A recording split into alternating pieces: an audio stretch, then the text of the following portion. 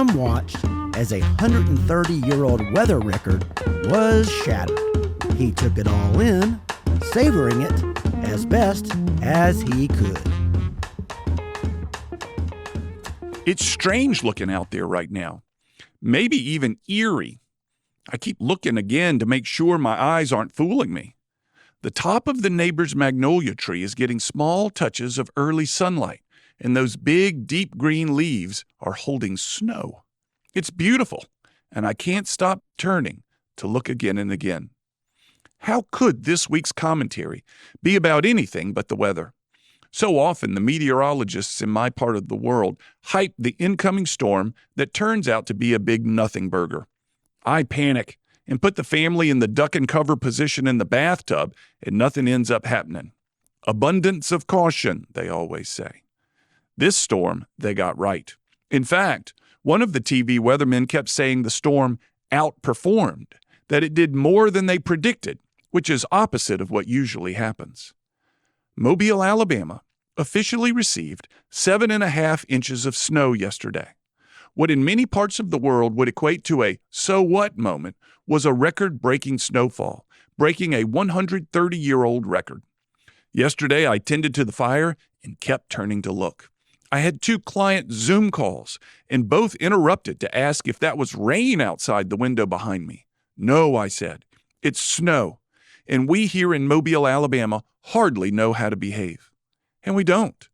The roads were largely empty. It reminded me of the teeth of the pandemic when we all stayed home for days. My wife and I finally went outside late in the afternoon and walked down the middle of the busy street not far from our house. Our dog stepped outside and immediately turned around and dove back under the couch. She would have none of the snow. And the bird feeder seemed extra active as the little birds, who lived comfortably in our warm subtropical climate, had to keep eating more and more to fuel themselves and stay warm.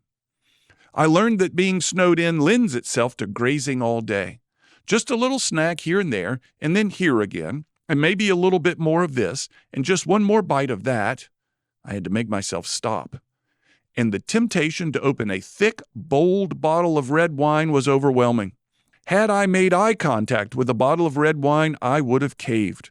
But I maintained my dry January discipline and had a couple of NA beers instead. I'd read recently about savoring.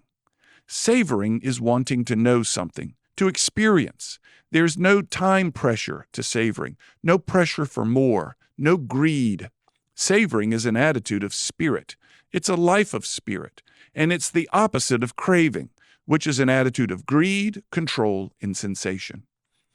Yesterday's snowfall and this morning's sunrise is an experience I'll savor. I'll likely never see anything like this again here on the upper lip of the Gulf Coast. I'll stay sitting here in my coffee chair and taking it all in, as the magnolia tree is mottled with brilliant white and deep green and is now ablaze in the sun. I'm Cam Marston, just trying to keep it real. To hear more commentaries, search for Keeping It Real with Cam Marston on your favorite podcast app, or follow Cam Marston on social media.